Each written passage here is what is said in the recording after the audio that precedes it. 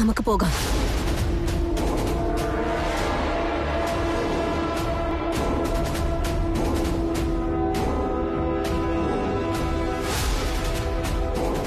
അല്ല, ഈ നേരത്തെ ഇവരെവിടെ പോവാ? എന്തോ ഇവരുടെ പെരുമാറ്റം എന്റെ മനസ്സിലുള്ള സംശയങ്ങളൊക്കെ കൂട്ടുകയാണല്ലോ. ഇല്ല, ഇവരാരാണ്, എന്താണ് ഇവരുടെ ഉദ്ദേശം എന്ന് കണ്ടുപിടിച്ചേ പറ്റൂ. അപ്പോ എന്റെ എല്ലാ സംശയങ്ങൾക്കും പരിഹാരം കിട്ടുമായിരിക്കും. അവരുടെ പിറകെ പോകുന്നതാ നല്ലത്.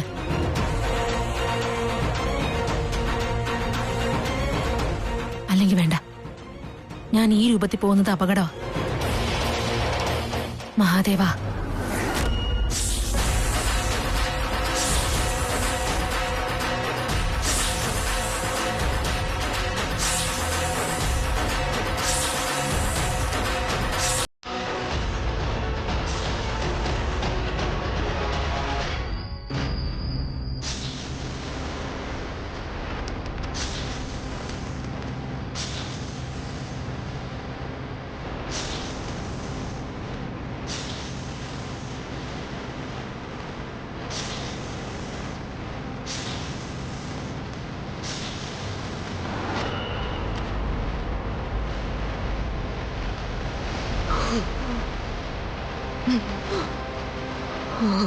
കൃഷ്ണേ, നിന്റെ ശാപം വീണ്ടും പുറത്തു വന്നല്ലോ.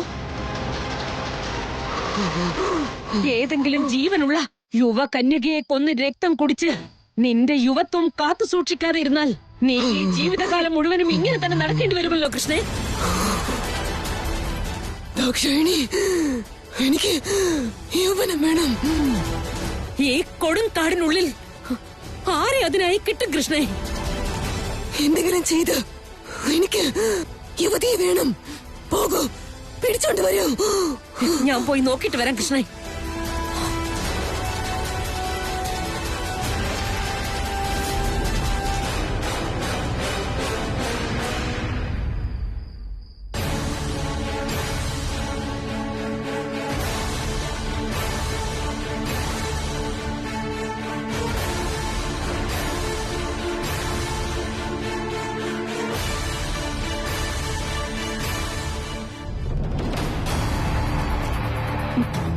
നോക്കുമോളെ, എന്റെ കൂട്ടുകാരി തലചുറ്റി താഴെ വീണ് കിടക്കുകയാ. അവളെ എടുക്കാൻ എന്നെ ഒന്ന് സഹായിക്കുമോ? ഒന്ന് വരുമോ?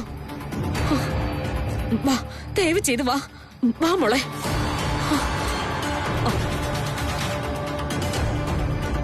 കൃഷ്ണേ, കൃഷ്ണേ,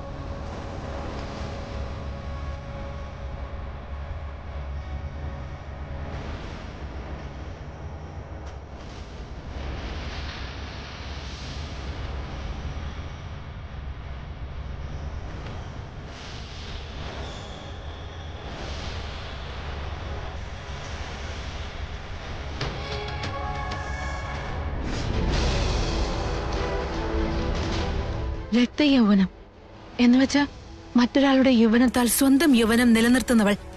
ഇവരിരുവരും പുറത്തു വന്നത് ഇങ്ങനെ രക്തം കുടിക്കാനായിരുന്നോ? അങ്ങനെയാണെങ്കിൽ ഇവര് സാധാരണ മനുഷ്യരല്ല, ക്ഷുദ്രപ്രയോഗികളാണ്, വാമാചാര മന്ത്രവാദിനികൾ. അതിനിവര് നമ്മുടെ വീട്ടിലേക്ക് വന്നത് എന്തിനായിരിക്കും? വീട്ടിൽ ചെന്ന് അമ്മാവനോടെല്ലാം ചോദിച്ച് മനസ്സിലാക്കാം.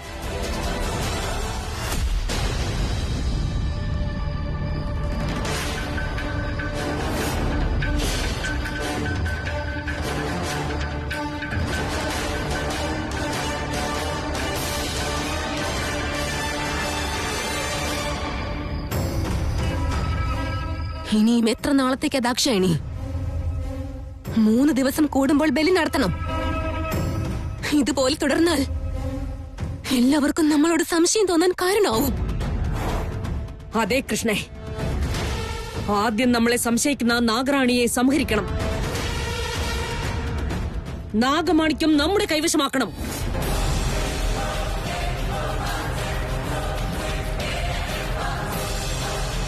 അവനുമായിട്ടുള്ള നിന്റെ കല്യാണവും നടക്കണം. എന്നാലേ നിനക്ക് ശാപമോക്ഷം കിട്ടുകയുള്ളൂ കൃഷ്ണേ. അവളെ സംഹരിച്ചാൽ മാത്രമേ അവൻ എവിടെയെന്ന് നമുക്ക് അറിയാൻ സാധിക്കുള്ളൂ ദാക്ഷായണി. എല്ലാം പുറത്തു വരണമെന്നുണ്ടെങ്കിൽ നാഗമാണിക്യം ആദ്യം നമ്മുടെ കൈവശമെത്തണം. ബന്ധങ്ങളെല്ലാം ദൃഢമാകണമെന്നുണ്ടെങ്കിൽ നാഗമാണിക്യം നമ്മുടെ കൈവശം ഉണ്ടാകണം ദാക്ഷായണി. നമ്മൾ പ്രയത്നം തുടരുകയാണല്ലോ. ആ പാതാള ഭൈരവേശ്വരിയുടെ ആശീർവാദം നമ്മുടെ കൂടെയുണ്ട്. വരൂ കൃഷ്ണേ.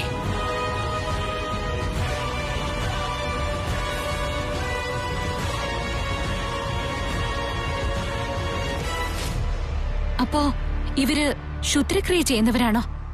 അതോ നാഗമാണിക്യത്തിന് വേണ്ടി മറ്റൊരു ലോകത്തു നിന്നും വന്നവരാണോ? എന്റെ ആദിശേഷനെ എനിക്ക് തിരികെ ലഭിക്കണമെങ്കിൽ നാഗമാണിക്യം എന്റെ കയ്യിൽ എത്തിച്ചേരണം.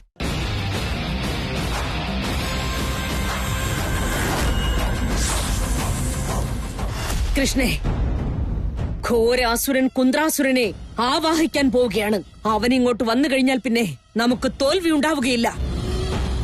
എന്നാൽ നമ്മളിപ്പോൾ ചെയ്യാൻ പോകുന്ന പൂജയിൽ എന്തെങ്കിലും തടസ്സം വന്നാൽ നമ്മുടെ ജീവൻ തന്നെ പോയേക്കാം. മനസ്സിലായി ദാക്ഷായണി. നമ്മൾ പൂജ ചെയ്യുന്ന സമയത്ത് ആർക്കും തടസ്സപ്പെടുത്തുവാൻ സാധിക്കില്ല. നീ പൂജ തുടങ്ങിക്കോളൂ. ഞാൻ ഈ പൂജയ്ക്ക് ഒരു ഭംഗവും വരുത്താതെ നോക്കിക്കോളാം.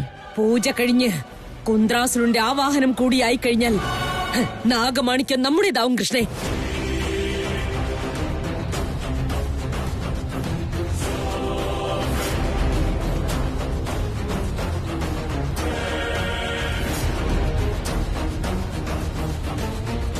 കുന്ദ്രാസുര ആവാഹയാമി, കുന്ദ്രാസുര ആവാഹയാമി.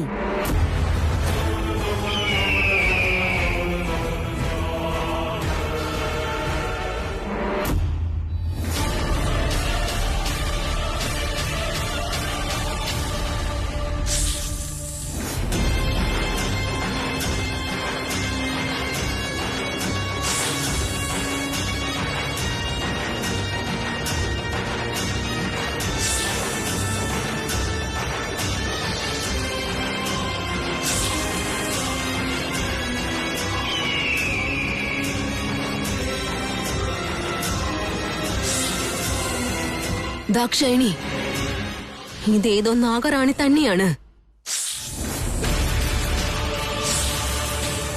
ഓം ജയകാള ശ്രീകാള കാലഭൈരവി ഓം ഭട്ട് ഭട്ട് സ്വാഹ.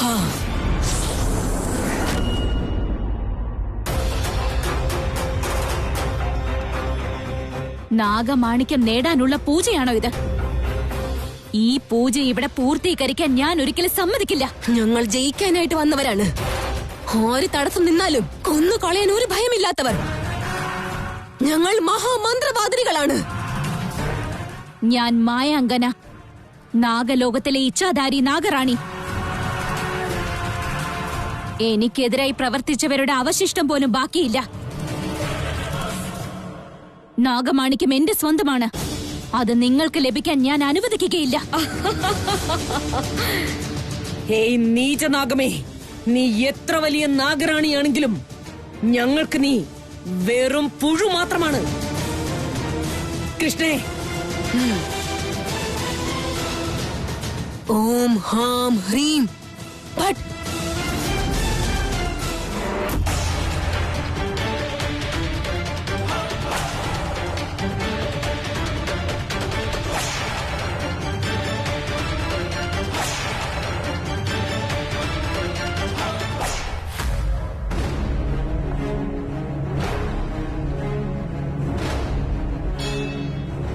ഒരു പ്രാവശ്യം എനിക്ക് ഇങ്ങനെയൊക്കെ തോന്നിയിരുന്നല്ലോ.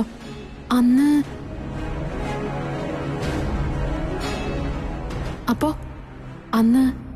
എന്റെ ആ സ്ഥിതി അങ്ങനെ ആവാൻ കാരണം അവളായിരുന്നോ? ആ കൃഷ്ണ. അവൾ എന്റെ രക്തം ഊറ്റിയെടുത്തു. അതുകൊണ്ടാണ് അപ്പൊ അന്ന് എനിക്ക് അങ്ങനെയായത്. അപ്പൊ പിന്നെ എന്റെ സംശയം ശരിയാണ്. അവരിരുവരും സാധാരണ പെണ്ണുങ്ങളല്ല. വാമാചാരം നടത്തുന്ന വേഷഭൂഷാദികൾ. വ്യത്യസ്തമായ കാര്യം പറച്ചില്. ചെറിയച്ചൻ പറയുന്ന പ്രകാരം ദാക്ഷായണി അദ്ദേഹത്തിന്റെ ഭാര്യയാണ്. കൃഷ്ണ അവരുടെ ചേട്ടന്റെ മകളും. പക്ഷെ അവരുടെ സംസാരങ്ങളൊക്കെ വിചിത്രമാണല്ലോ. അപ്പൊ പിന്നെ എന്തിനായിരിക്കും അവരിവിടെ വന്നത്? അവരുടെ പൂജകൾ എന്തിനു വേണ്ടിയായിരിക്കും? ചെറിയച്ഛൻ അവരെ കുറിച്ച് ഒന്നും അറിയാത്ത പോലെയാ സംസാരിക്കുന്നത്. അങ്ങനെയാണെങ്കിൽ ചെറിയച്ഛന് അവരെ കുറിച്ച് പലതും അറിയായിരിക്കും.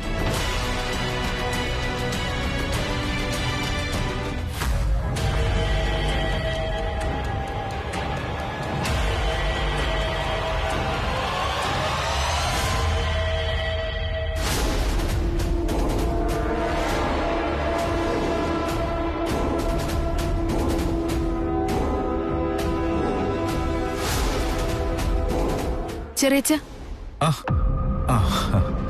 ഇതെന്താ ഒറ്റയ്ക്ക് ഇവിടെ വന്ന് നിൽക്കുന്ന? ഉറങ്ങാറായില്ലേ? ചെറിയമ്മ എവിടെ പോയി? അത് പിന്നെ പുറത്തേക്ക് എവിടെ പോയതാ? എങ്ങോട്ടേക്ക്? അത് എവിടേക്കാന്ന് എന്നോട് പറഞ്ഞില്ല. ഈ സമയത്ത് പുറത്തേക്ക് പോകുമ്പോ എങ്ങോട്ടേക്കാണെന്നൊന്നും പറയാതെയാണോ പോയത്? അത് പിന്നെ ദാക്ഷായണിക്ക് ഈ ആഹാരം കഴിച്ചു കഴിഞ്ഞാ ഇങ്ങനെ എസ്റ്റേറ്റിൽ പോയി കറങ്ങുന്നത് ഒരുപാട് ഇഷ്ടമുള്ള കാര്യമാണ്. 2-3 പ്രാവശ്യം ഞാനും പോയായിരുന്നു. പക്ഷെ എനിക്കെന്തോ അത് അത്ര ഇഷ്ടമായില്ല. പക്ഷെ അവരിരുവരും എപ്പോഴും അങ്ങനെ പോവാറുണ്ട്. അപ്പൊ ചെറിയച്ഛൻ കള്ളം പറയണമെന്നുള്ളത് ഉറപ്പായി. നിന്നെ ദിഗ്ബന്ധനം ചെയ്തു കഴിഞ്ഞിരിക്കുന്നു. ഞങ്ങളിൽ നിന്ന് നിനക്ക് രക്ഷപ്പെടാൻ ഒരിക്കലും സാധിക്കില്ല. നീ ഒരു നാഗമാണെന്നുള്ള കാര്യം ഞങ്ങൾക്ക് നേരത്തെ മനസ്സിലായിരുന്നു. എന്നാൽ ഇപ്പോൾ നീ തന്നെ ഇതിൽ വന്ന് പെട്ട് കഴിഞ്ഞിരിക്കുന്നു. ഇനി അങ്ങോട്ട് നാഗമാണിക്യം ഞങ്ങളുടേത് മാത്രമാണ്. അതിന് ഞാൻ സമ്മതിക്കുകയില്ല. നിന്റെ സമ്മതത്തിന്റെ ആവശ്യമേ ഞങ്ങൾക്കില്ല. ആരാണ് നിങ്ങൾ? എന്താണ് നിങ്ങളുടെ ഉദ്ദേശം? ഞങ്ങൾ തന്നെയാണ്. എന്നാൽ ഞങ്ങളുടെ ഉദ്ദേശം നാഗമാണിക്യം മാത്രമാണ്. അത് ഞങ്ങൾ സ്വന്തമാക്കി തൃശൂൽ എവിടെയാണെന്ന് കണ്ടുപിടിച്ചതിന് ശേഷം അവനെ കല്യാണം കഴിക്കാനാണ് എന്റെ ഉദ്ദേശം. അവനാണ് എന്റെ ലോകം. അവനാണ് എന്റെ എല്ലാം. അവൻ മാത്രമാണ് എന്റെ ശാപവിമോചകൻ. നീ ഞങ്ങളുടെ അടുത്തേക്ക് വന്ന സമയം കുറച്ചും കൂടി മുൻപേ ആയിരുന്നുവെങ്കിൽ എന്റെ യൗവനത്തിന് വേണ്ടിയുള്ള ബലി നീ തന്നെയാണ് ആകേണ്ടിയിരുന്നത്. എന്നാൽ ഇനി അതിന്റെ ആവശ്യമില്ല. എന്റെ ജീവിതം തൃശൂലിനൊപ്പമായിരിക്കും. ഇല്ല, ഞാൻ അതിന് സമ്മതിക്കുകയില്ല. എന്റെ അവസാന ശ്വാസം വരെ ഞാൻ അതിന് നിങ്ങളെ ഒരിക്കലും അനുവദിക്കുകയില്ല. എങ്കിൽ പിന്നെ ആ പ്രാണൻ കൊണ്ട് ഞങ്ങൾക്ക് ഒരാവശ്യവുമില്ല. കുറച്ചു നേരത്തേക്ക് നീ ഇനി ഞങ്ങളുടെ ബന്ധനത്തിലായിരിക്കേണ്ടതുണ്ട്.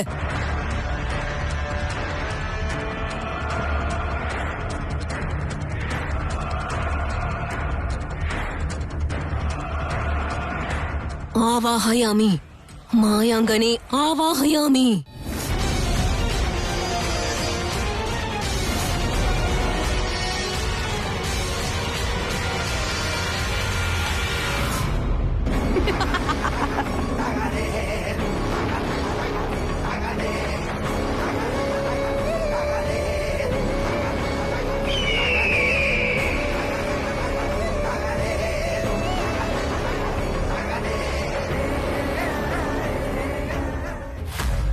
ചെറിയച്ഛ, ഞാനൊരു കാര്യം പറയട്ടെ? എന്താണത്? ആ അഭയില്ലേ, അയാള് ചെറിയമ്മയെ കുറിച്ചും കൃഷ്ണയെ കുറിച്ചും അതുപോലെ അവര് വന്ന സ്ഥലത്തെ കുറിച്ചൊക്കെ എന്തൊക്കെയോ പറഞ്ഞായിരുന്നില്ലേ? അതിനെക്കുറിച്ച് കൊച്ചച്ഛൻ എന്താ തോന്നുന്നേ? അവര് വളരെ നല്ല ആൾക്കാരാ. മാത്രമല്ല അവർക്ക് അങ്ങനെ വലിയ പരിചയമൊന്നുമില്ലല്ലോ. അതുകൊണ്ടായിരിക്കും ആരോടും സംസാരിക്കാത്തെ. അതുകൊണ്ട് വല്ല മിസ്കമ്മ്യൂണിക്കേഷൻ വന്നതായിരിക്കും. അല്ലാതെ അവര് മോശക്കാരൊന്നുമല്ല. ചെറിയച്ഛൻ എന്തിനാ അവരുടെ കാര്യം പറയുമ്പോ ഇത്ര ടെൻഷൻ ആവുന്നത്? ഇനി അവരെങ്ങാനും പേടിപ്പിച്ച് ഭീഷണിപ്പെടുത്തി അവരുടെ ഭാഗത്താക്കി വെച്ചിരിക്കുകയാണോ? ഈ നാഗറാണി എന്തിനാണ് എന്റെ അടുത്ത് വന്ന് ഇത്തരത്തിലുള്ള ചോദ്യങ്ങൾ ചോദിച്ചുകൊണ്ടിരിക്കുന്നത്? ഇവളുടെ ഉദ്ദേശം എന്തായിരിക്കും? അല്ല ചെറിയച്ഛ, ഞാനും നിങ്ങൾ വന്നപ്പോ മുതൽ ശ്രദ്ധിക്കുകയായിരുന്നു. ചെറിയമ്മ ചെറിയച്ഛന്റെ കൂടെ ഇരിക്കുന്നതിനേക്കാളും കൃഷ്ണയുടെ കൂടെയാണല്ലോ കൂടുതലും. അതെന്താ അങ്ങനെ? അത് കൃഷ്ണയ്ക്ക് അച്ഛനും അമ്മയും ആരുമില്ലല്ലോ. അതുകൊണ്ട് അവൾക്ക് ദാക്ഷായനെ വലിയ ഇഷ്ടമാണ്. അവളെ പിരിഞ്ഞ് ഇവളും ഇരിക്കില്ല, ഇവളെ പിരിഞ്ഞ് അവളും ഇരിക്കില്ല. മാത്രമല്ല ഞങ്ങൾക്കാണെങ്കിൽ കുട്ടികളും ഇല്ലല്ലോ. ശരി മോളെ, എനിക്ക് ഉറങ്ങണം. അഭയ് പറയുന്നതനുസരിച്ച് ചെറിയച്ഛൻ, ചെറിയമ്മ, കൃഷ്ണ എല്ലാം കള്ളം പറഞ്ഞ ഇങ്ങോട്ട് വന്നിരിക്കുന്നത്. ഇവിടെ ചെറിയച്ഛന്റെ പെരുമാറ്റം കണ്ടിട്ട് വേറൊരു രീതിയാണല്ലോ. ഒരുപക്ഷെ കൃഷ്ണയും ദാക്ഷായണിയും പേടിപ്പിച്ച് അവരുടെ വാക്ക് കേൾക്കുന്ന രീതിയിൽ മാറ്റിയതായിരിക്കോ. കൃഷ്ണ വന്ന് അന്ന് എന്റെ രക്തം കുടിച്ചത് സത്യം.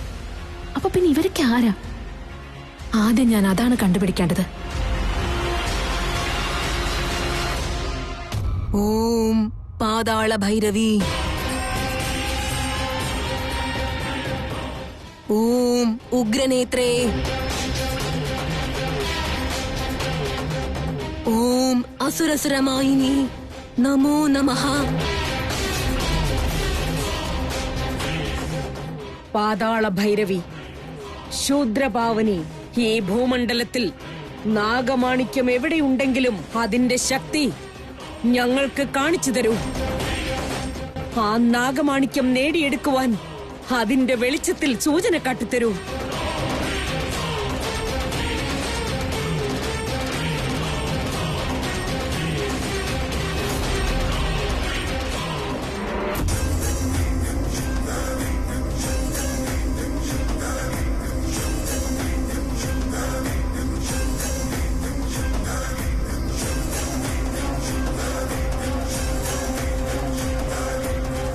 പ്രഹരശക്തി പുറപ്പെട്ടു കഴിഞ്ഞു കൃഷ്ണേ. നാഗമാണിക്യം എവിടെയുണ്ടെങ്കിലും ആ ശക്തി പതുക്കെ പതുക്കെ ഒരു സൂചനാ വെളിച്ചമായി നമ്മുടെ മുന്നിലെത്തും. അങ്ങനെയാണെങ്കിൽ അതിനെ നേടാനായി നമുക്ക് പിന്തുടരേണ്ട ആവശ്യമുണ്ടോ? അതിന്റെ ആവശ്യമില്ല. ആദ്യം ആ ശക്തി പോയി നാഗമാണിക്യം കണ്ടെത്തട്ടെ. പിന്നീട് നമുക്ക് കുന്ദ്രാസുരനെ ആവാഹിക്കാൻ തുടങ്ങാം. അവൻ പോയി നാഗമാണിക്യം നമുക്ക് കൊണ്ടുതരും.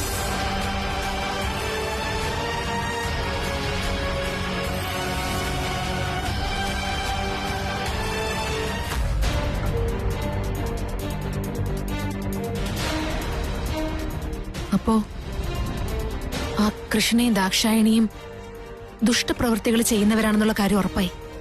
പക്ഷെ അവരെന്തിനായിരിക്കും നമ്മുടെ വീട്ടിലേക്ക് വന്നതെന്നാ? എന്തായിരിക്കും അവരുടെ ഉദ്ദേശം? എനിക്കൊന്നും മനസ്സിലാവുന്നില്ല. തൃശൂലിനെ കാണാതായതിന് പിന്നിൽ ഇവർക്കെന്തെങ്കിലും പങ്കുണ്ടായിരിക്കോ? ആ ദാക്ഷായണി ശരിക്കും ചെറിയച്ഛന്റെ ഭാര്യ തന്നെയാണോ?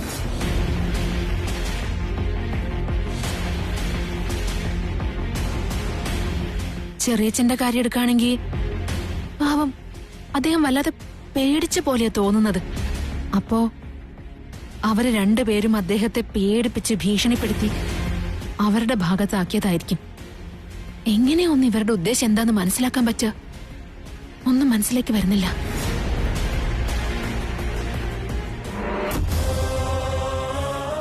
മഹാദേവ, അവരുടെ ഉദ്ദേശം എന്താന്ന് മനസ്സിലാക്കാൻ എന്നെ കൊണ്ട് ഒറ്റയ്ക്ക് സാധിക്കുമെന്ന് എനിക്ക് തോന്നുന്നില്ല ഭഗവാനെ. ദയവേത് എന്നെ സഹായിക്കണേ. എനിക്ക് ഉത്തരം തരണേ ഭഗവാനെ.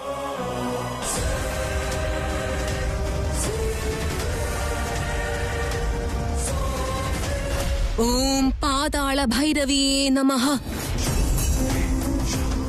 ഓം രക്തരാജേശ്വരിയേ നമഃ. ഓം ഭൈരവിയേ നമഃ. മഹാസുര ഘോര രാക്ഷസ കുന്ദ്രാസുര ആവാഹയാമി.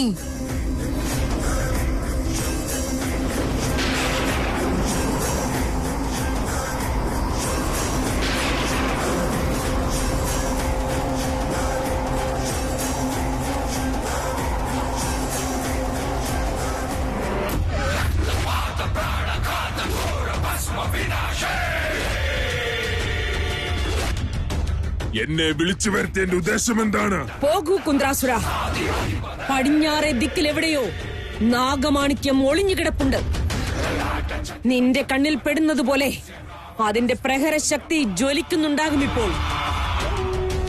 പോകൂ, അത് പോയി എടുത്തുകൊണ്ടുവാ. നാഗമാണിക്യം മഹാശക്തിയുള്ള മാനവ യാദവ യക്ഷകിങ്കരർ തൊടാൻ ശ്രമിക്കാത്ത മഹാശക്തിയാണ്. അതാരെങ്കിലും തൊട്ടുകഴിഞ്ഞാൽ ക്ഷണമിത്രയിൽ അവർ ഭസ്മമാകും. അങ്ങനെയാണെങ്കിൽ എനിക്കത് എടുത്തോണ്ട് വരാൻ സാധിക്കുമോ? ഉറപ്പായും സാധ്യമാകും കുന്ദ്രാസുര. നീ ഒരു സാധാരണ രാക്ഷസനല്ല, ഭൈരവ കവചമുള്ള അസുരനാണ്. ഭൈരവ കവചമുള്ളവർക്ക് നാഗമാണിക്യം സ്പർശിക്കാൻ സാധിക്കും. പോകൂ, അതെടുത്തുകൊണ്ടുവാ. ആജ്ഞ പോലെ.